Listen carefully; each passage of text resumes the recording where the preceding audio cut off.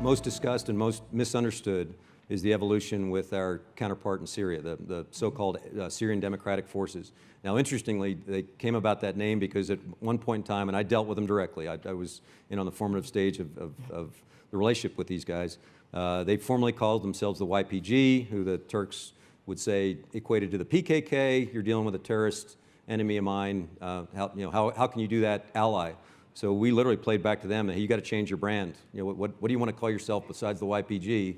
And with about a day's notice, they declared that they were the Syrian Democratic Forces. I thought it was a stroke of brilliance to put democracy in there somewhere. But it gave them a little bit of credibility. And the interesting part, and I was lucky to have a great partner in Brett McGurk out there with me about the same time, because they were asking for things that I couldn't give them.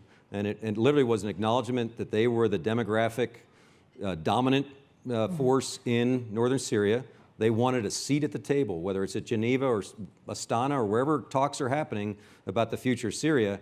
And because they had been branded as PKK, they could never get to the table. So while we paired with them militarily, Brett McGurk was able to keep them in the conversation and allow them the necessary legitimacy to be good partners for us.